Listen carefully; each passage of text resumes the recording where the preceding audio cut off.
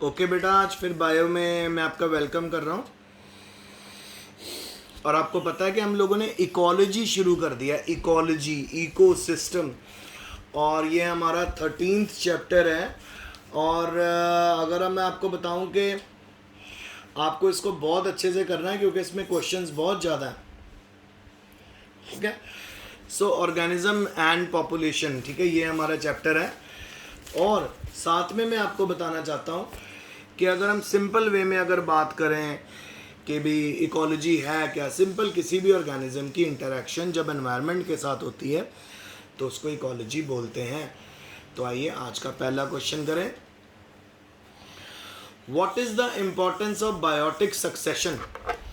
Biotic succession का importance क्या है? सबसे पहला, एक तो ये सीक्वेंस हमको प्रोवाइड कर देता है, जो बायोटिक सक्सेशन का फिक्स होता है वो हमें पता चल जाता है। दूसरा, ये हमें नॉलेज देता है जिसको हमने यूज़ करना है ड्यूरिंग रीफॉरेस्ट्रेशन एंड एफॉरेस्ट्रेशन। 3 चीज़ें होती हैं बेटा, एफॉरेस्ट्रेशन, रीफॉरेस्ट्रेशन, डीफॉरेस्ट्रेशन। डीफॉरेस्ट्रेशन होता है पेड़ों को काटना, एफॉरेस्ट्रेशन होता है बेटा वहाँ पे पेड़ लगाना जहाँ पर कभी भी पेड़ नहीं थे। रीफॉरेस्ट्रेशन यानी डीफॉरेस्ट्रेशन के बाद जब हमने पेड़ काट लिए हैं, जब हम दोबारा पेड़ वहाँ पे लगाते हैं तो उसको क्या बोलते हैं? रीफॉरेस्ट्रेशन बोलते हैं। ठीक है, तो उसकी भी नॉलेज हमको देता है कि रीफॉरेस्ट्रेशन और एफॉरेस्ट्रेशन के समय प्रॉपर हमें नॉलेज मिल जाती है कि क्या क्या इफेक्ट पड़ सकते हैं। Third, dams are protected by preventing situations and biotic successions to occur. ठीक है, सो डैम्स की भी प्रोटेक्शन में मदद करता है। आगे, biotic succession knowledge is used in having control growth of one or more species. So species की ग्रोथ को भी कंट्रोल करने के लिए बायोटिक सक्सेशन को हम यूज़ कर सकते हैं। अगला है जी स्ट्रेटिफिकेशन। क्या चीज़ है, इसके सिग्निफिकेंस दीजिए। स्ट्रेटिफिकेशन होता है अलग अलग तरह के एनिमल्स को अरेंज करना और प्लांट्स को अरेंज करना अलग अलग वर्टिकल लेयर्स में। जब हम डिफरेंट एनिमल्स और डिफरेंट प्लांट्स को बायोटिक कम्युनिटी में डिफरेंट वर्टिकल लेयर्स में अरेंज कर देते हैं उसको हम बोलते हैं बायोटिक, उसको हम बोलते हैं stratification. It increases the number of, ये हैबिटेट्स का नंबर भी बढ़ाती है। ठीक है, जो कंपटीशंस के करके कम हो गया। हैबिटेट का मतलब रहने की जगह। ठीक है, the place where animal live is known as its habitat. For example आपसे मैं पूछूं कि भी बटरफ्लाइज की हैबिटेट क्या, तो आप बोलोगे जी यूजली पार्क्स हो गए, वहाँ पे आपको बहुत सारे प्लांट मिलते हैं, तो वहाँ पे आपको बटरफ्लाई भी मिलेंगी। डोमिनेंट स्पीशीज़ क्या है, उनके एग्जांपल दो। डोमिनेंट स्पीशीज़ वो स्पीशीज़ होती हैं जो बायोटिक कम्युनिटी का नेचर डिटरमाइन करती हैं और मेन मॉडिफाइंग इफेक्ट भी प्रोवाइड करती हैं। Example, sal tree is in sal forest community. तो डोमिनेटिंग स्पीशीज़ वो स्पीशीज़ होती है बेटा जो सबसे ज़्यादा एग्जिस्ट करती है, सबसे ज़्यादा बनती है। ठीक है, और वो दूसरी स्पीशीज़ को दबा देती है। प्रीडेशन कैसे हेल्पफुल है बताइए? प्रीडेशन प्रिवेंट करती है monopolisation of N environmental area bye species.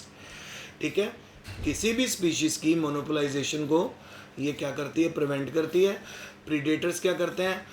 Pray की पॉपुलेशन के ऊपर चेक रखते हैं so that to maintain ecological balance it increases the efficiency of prey. तो मैं आपको ये बताना चाहता हूँ बेटा कि प्रीडेशन किस तरह से मदद करती है। तो मैं आपको बताता हूँ कि सपोज अगर प्रीडेटर्स ख़त्म हो जाए, सो बेटा जो प्रे है उनका नंबर इतना ज़्यादा बढ़ जाएगा कि वो इतना फूड कंज्यूम करने लग जाएंगे कि कितनी स्पीशीज़ को खाना ही नहीं मिलेगा।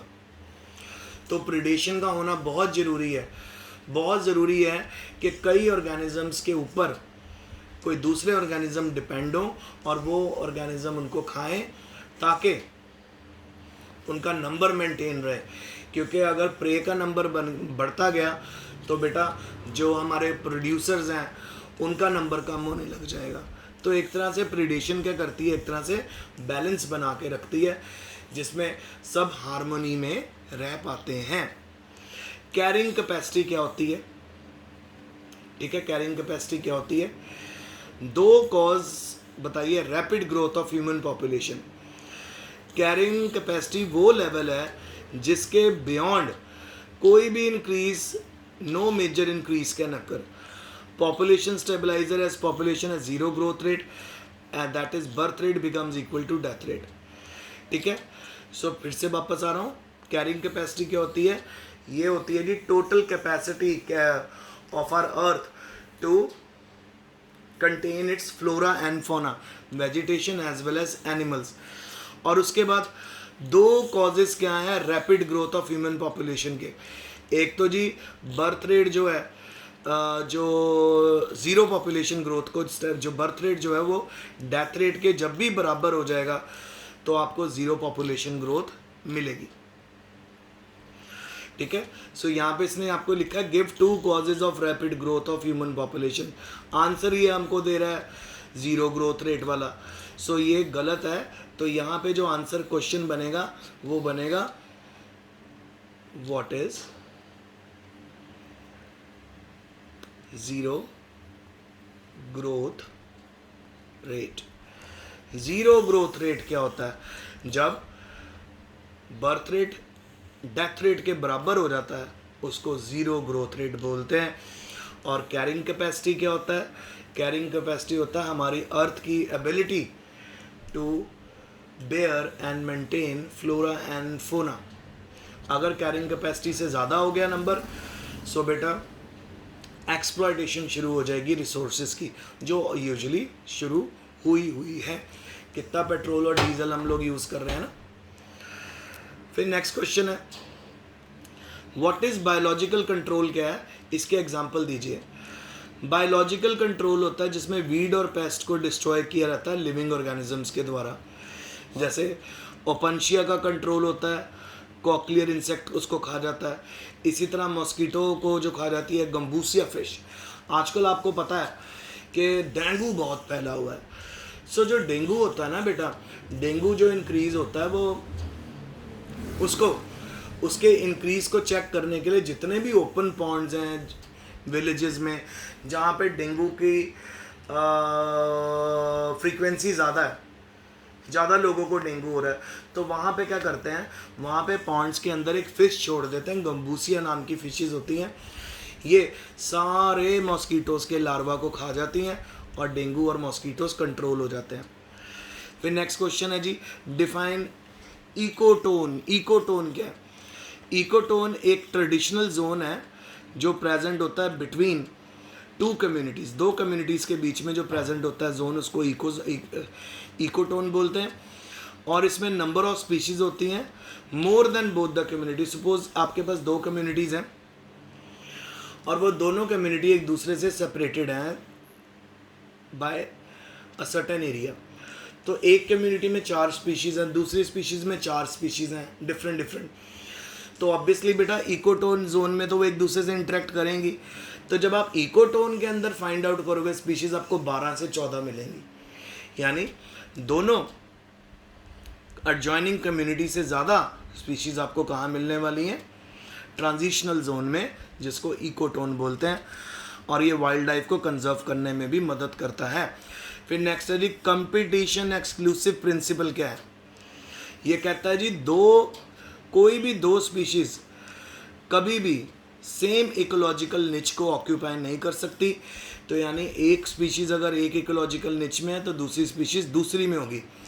जब दो closely related species with similar requirement occur in same निच तो वो अलग अलग, और अगर बाय मिस्टेक ये दोनों स्पीशीज़ सेम निच में आ भी गई तो उनकी जो फूड हैबिट है वो चेंज हो जाएगी।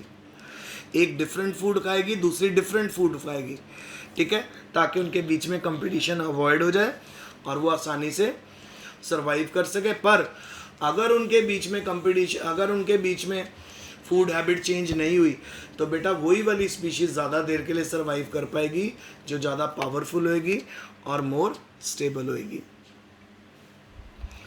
फिर आ गया जी बायोटिक कम्युनिटी क्या होती है? बायोटिक कम्युनिटी होती है असेंबली अरेंज करना नंबर ऑफ पॉपुलेशंस को, डिफरेंट स्पीशीज़ को इन सेम जोग्राफिकल एरिया। जैसे with reference to human population, a community is an assemblage of human types of various races. अलग अलग तरह की वेरियस रेसेस आ जाती हैं। Next, why member of a population do not breed with other population. Population के member दूसरी populations के साथ क्यों नहीं ब्रीड करते। मेंबर ऑफ डिफरेंट पॉपुलेशन, अलग अलग पॉपुलेशन के जो मेंबर हैं वो आपस में इंटरब्रीडिंग क्यों नहीं करते, क्योंकि उनके अंदर बड़े बैरियर्स आ जाते हैं। जैसे हम अमेरिकन्स के साथ इंटरब्रीड क्यों नहीं कर सकते, एक बहुत बड़ा सी है हमारे बीच में, तो वो एक तरह का फिजिकल बैरियर है, बायोलॉजिकल बैरियर है। So they are reproductively isolated from one other. तो हम रिप्रोडक्टिवली आइसोलेटेड ही हो गए। हम इंडिया में हैं, वो अमेरिका में है, हम इंडिया में हैं, वो इंग्लैंड में है। तो फिजिकल बैरियर क्या क्या हो सकते हैं, क्या क्या हो सकते हैं, मे बी जोग्राफिकल और हैबिटेट। और बायोलॉजिकल बैरियर में हो सकता है जी डिफरेंट ब्रीडिंग बिहेवियर और क्रोमोसोमल इनकम्पैटिबिलिटी। फिर है जी हैलो पैरासाइट और सेमी पैरासाइट। बताइए, हैलो पैरासाइट होता है जो पूरे का पूरा डिपेंड होता है अपने होस्ट के ऊपर फॉर वाटर एंड मिनरल, और अगर उसका होस्ट नहीं होगा तो उसकी डेथ हो जाएगी। तो उसका एग्जांपल है कस्क्यूटा। बाकी सेमी पैरासाइट हो सिर्फ पानी ड्रॉ करता है होस्ट के बिना, और यानी वो होस्ट के बिना भी थोड़ा समय सर्वाइव कर सकता है। फिर है जी keystone species and critical link species. के कीस्टोन स्पीशीज होती हैं वो स्पीशीज जिनके पास बहुत बड़ा इन्फ्लुएंस होता है, which have great influence on the community characteristics in relation to their lower abundance और बायोमास। तो कीस्टोन स्पीशीज का नंबर कम जरूर होएगा पर उनका बहुत बड़ा इन्फ्लुएंस होएगा अपनी कम्युनिटी के ऊपर। जबकि क्रिटिकल लिंक स्पीशीज़ क्या होती हैं, जो ये मदद करती हैं मटेरियल साइकिलिंग में, पोल्यूशन में, डिस्पर्सल ऑफ सीड्स और फ्रूट्स में ये मदद करती हैं। तो बेटा ये आज का लेक्चर था। इन सभी क्वेश्चंस को अपनी कॉपी में साफ साफ सुंदर सुंदर लिखना। और I am always available if you have any difficulty. Stay home, stay safe, best of luck and study hard.